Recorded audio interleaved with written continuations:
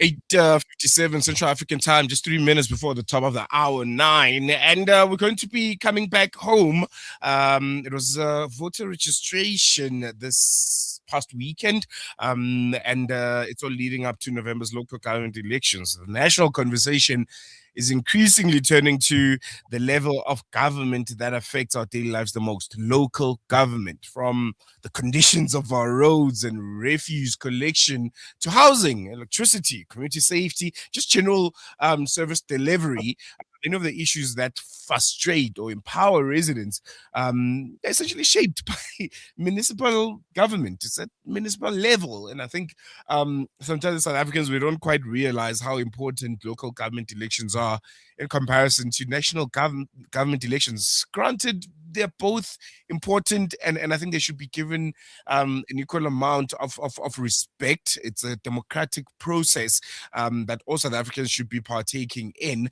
But I don't think we're giving local government elections as much importance as we should. And it's funny because it essentially affects what South Africans complain about on a daily basis. So that's what we're going to do this morning. We're going to be exploring just the role, the powers, and the responsibilities of ward councillors. Do you know who your ward councillor is? When was the last time you spoke to them? Or were you in a community meeting at a hall or at a school to try and deal with some of the issues that are affecting your community? And what does local matter more than people realize, and what voters should be looking out for as they prepare to head out to the polls later on in the year? And we're going to be answering all of those questions. And joining us is Ismail Joosub, manager of the Constitutional Advancement at the FWT Klerk Foundation. And we'll be having a conversation around local government elections. Ismail, good morning. Thank you so much for joining us. Welcome to Salam Media. I really appreciate you giving us your time. Good morning, Salilo. It's such an honor and privilege to be speaking to Salam Media today, and good morning to all of the viewers as well. No, pleasure is all ours, and I want us to jump right into it. Voter registration took place this weekend. This is ahead of November's local government elections. Why is this election arguably the most important one for people's day-to-day lived realities? And I think we say this about almost every election, but there's something quite different about this year's local government elections. I'm sure you would agree. Absolutely, I agree. But let's start at the beginning, Salilo. You know, we are living in a democracy. The democracy we have is meant to be a participatory democracy. The citizens we have are meant to be active citizens. And so there's a piece that I wrote for the Sunday World, and it's called "A Ward Councillor You've Potentially Never Met is Making Decisions About Your Life." What do I mean by that? I am 26 years old. I'm a young person. I understand the Constitution. I know the Constitution in theory. I work as manager of constitutional advancement at the FW de Klerk Foundation. But something embarrassing happened to me. Somebody asked me, do I know my ward councillor? And my answer was emphatically no. Not only do I not know my ward councillor, but I don't know the responsibilities that my ward councillor has, and I don't know how to play a meaningful part in my democracy, to take ownership of my democracy, to co-create my future. And so I held a mirror in front of myself, and I asked myself, if I have all of the civic knowledge, does that translate into civic practice? And indeed, we see that it doesn't. This is why this local government election is perhaps one of the most important that we've ever had. We see that voter turnout, especially in local government elections, and especially amongst young people, are at its lowest that it's ever been. We've got two problems here. We've got one, a problem of failing municipalities, where the Auditor General says that only 41 out of 257 municipalities receive clean audits. So we've got a failure of governance, of service delivery. On the other hand, we've got an army, this titanic youth army, who make up the majority of the population, who are not adequately equipped with the civic knowledge, the skills to then translate that to become active citizens and take control of their destiny. This is why local government is so important, Salilo. I want to come back to, I think, something that you mentioned, and I think this could be a moment of education for our listeners, because I'm hearing you speak about, not knowing your ward council and the responsibilities of a ward council, and I'm like, damn, do I know? And I'm sure there's a lot of South Africans that are listening to you. Let's answer that question. Many South Africans, we are familiar with MPs, cabinet ministers, but less so with ward councillors. What exactly does a ward councillor do? Right, exactly. And this is so incredibly important because as a young person, like I said, I myself did not know, despite all of the civic knowledge that I have, the constitutional knowledge that I have, what a ward councillor does. So let's begin at the beginning. A ward councillor's main job is to be a representative of the community, of the constituency in which they live, in which they are elected. So they are meant then to take the concerns of their particular community, of their constituency, into council. But they're also meant to do other things. They're meant to facilitate public engagement. They're also then Mm, meant to monitor service delivery. Indeed, from the concerns, there should be some action taken on behalf of the council of the municipality to better the lives of the residents of that particular area. And I think this also speaks to the Constitution in Section 152, which speaks to the objects of local government. We want to have a local government system that is working. Now, there are so many different wards in South Africa, thousands of wards in South Africa, representing millions of people with diverse concerns. You might find mm, suburbs that are working very well. You might find suburbs that are not working very well. And so it's very important to have a point man, a ward councillor, who's duly elected by the people, who has the best interest of the community at heart to facilitate that public engagement and make sure that the community is always kept abreast in terms of what is happening, the budget process, the integrated development plan, for instance. Our citizens, our uh, residents of the community are part of all of these major decisions that indeed are shaping their lives. Why do you think so many residents feel so disconnected from local government, despite the fact that it is, the only sphere of government that's so closest to them and that they can interact with directly? Where's that disconnect? It's sort of a misnomer, isn't it? Because if Yeah. local government is the sphere that's closest to the people, then surely that should be the most responsive sphere. And indeed, this again speaks to the Constitution. The Constitution wants local government to be responsive, open, accountable to the people. But this is not the case, and this is the case for disconnect. You see, a lot of people have been telling me, Salailo, that people, and especially young people in South Africa, are apathetic and hopeless about local government elections. I don't believe that they're apathetic. I don't believe that they're hopeless about local government elections. I know young people in South Africa who are Yeah. incredibly resilient, who are optimistic about the future, who know that South Africa can turn the corner.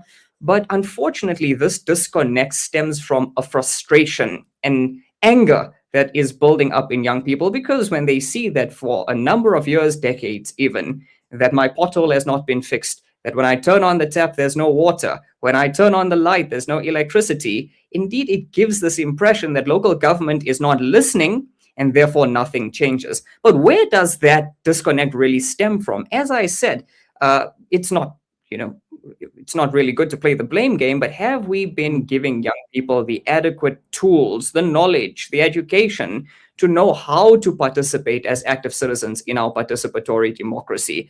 Democracy is not a once in every 5-year event. Do we give young people the instruments to participate on a daily basis in creating the decisions that are going to affect their and their communities' lives? Do we give mm, young people the knowledge on how to hold public officials accountable when public officials are not doing their job? Have we adequately instilled in young people the sentiment that young people, as voters, as citizens of South Africa, are the bosses who pay rates and taxes and therefore have the responsibility to monitor ward councillors and therefore also be able to recall ward councillors from doing their job if they're not performing? But we haven't mm, done that. So young people don't know how to participate, how to buy in to this democracy of ours. And so therefore, see that political parties disappear for 5 years and show up shortly before elections, where you might see a street getting fixed, some water in your taps, some sporadic electricity. And that's simply not enough for young people. And so therefore, there's this buyout of the system completely. But we cannot afford that as a democracy, because if we relegate this critical, crucial right of ours as young people, not only will we be doing disservice to the whole promise of democracy, but also a great disservice to the legacy of our forebears who fought and struggled so hard for us as the new generation to be where we are today. Very important. You talk about not enough tools and mechanisms and channels being given to young people to engage with democracy, to engage with the leadership. And I'm thinking to myself, what are these tools, and whose responsibility is it to make sure that young people are involved, they don't become disengaged with leadership, and are apathetic when it comes to politics. And also, would it be fair to say many voters, whether young or not, only engage with politics and local representatives when something goes wrong in their community? Outside of that, we don't know who our councillor is. We don't even care. Yeah. As I said, it's critically important to give young people these tools. What are these tools? What do we talk about in terms of civic knowledge and civic education? Firstly, a broad understanding of the Constitution. That's number one. Secondly, an understanding of the different spheres of government and how they interact with each other: national, provincial, and local. Do we know who represents us, not just at a local level, but at a provincial and national level as well? Then do we know what is meant of us as citizens? We have a constitution that allows us a number of rights, but do we know what the responsibilities are that accompany those rights? Another thing is the differentiation between the different roles in government. We just spoke in this interview about the role and responsibility of a ward councillor. That is not taught in schools. And I think this is also where a big problem lies. When we look at the educational curriculum, just think about it, Salalo. For us who were in school recently, we were never taught about local government. We were never taught about how to participate in democracy. We were never taught about the Constitution. We were never taught the value of the vote. So this is the civic knowledge that must be instilled in young people. And government obviously has a role to play in this, but not just government. I think that this should be a all hands on deck approach. It's time for us to really reclaim this democracy for ourselves, to, as I say, co-create solutions amongst ourselves for the future. We all know what the problems in society are. We also spoke in this interview about the crumbling local government infrastructure that we have. We also spoke about the collapse of local government, where only 41 out of 257 municipalities achieve clean audit. So clearly there's a problem at hand. We see that. South Africans are wise enough to understand that we cannot continue on this trajectory for much longer.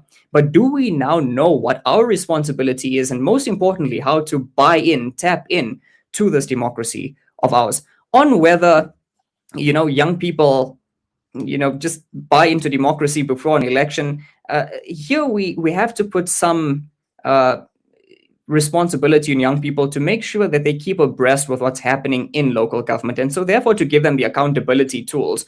And I would say that this should be as public as possible. Let us look at our ward councillors and see whether our ward councillors are performing the job that we've duly hired them via our vote to do. And if ward councillors are not doing their job, and we need to monitor this not just once every 5 years, but as I say, in every ward, in every council meeting, being a part of the budget process, being a part of the integrated development plan, monitoring whether or not our ward councillor is adequately listening to the views of the community, whether our views, as diverse as they are being given adequate consideration, and make an evaluation as young people before an election.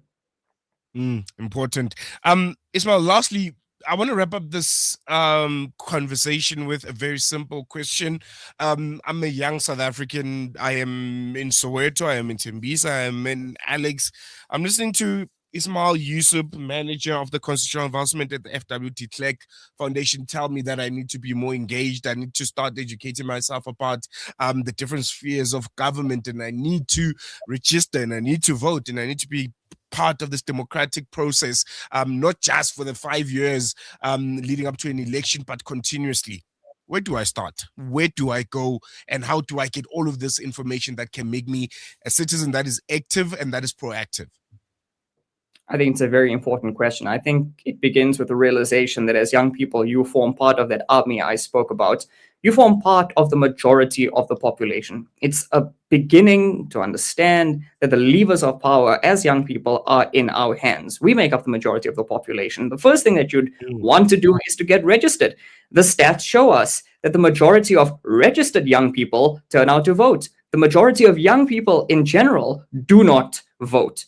So register to vote. Secondly is use the next few months before the November election to inform yourself of the role, responsibilities of different players in local government, how you can play a part in shaping local government, how you can get involved in bettering the life of your community. There are a number of tools on offer. The FW de Klerk Foundation, the Thabo Mbeki Foundation, Sunday World, and a number of others are working on a joint project to release some of these educational tools. But more so, make sure that after understanding all of these different roles and responsibilities and how you can play a part in local government, that then translates into active citizenship. So my real message to the young people today is become active citizens in this participatory democracy of yours. Once elections are over, attend ward council meetings, be a part of the budget process, hold your ward councillor to account, be a part of co-creating a better South Africa. You deserve it, and the Constitution demands it. Most definitely. Ismail Joosub, Manager of Constitutional Advancement at the FW de Klerk Foundation. Thank you so much. Very, very important conversation. And I think very, very important points that you're making. Hope people are listening and hope people will get engaged because it is very, very important, especially for us, the younger generation. Hope we chat again soon. Thank you very much, Salalo. Pleasure speaking to you. There we go. With that, we're going to take a quick break. News and views will be with you right after this.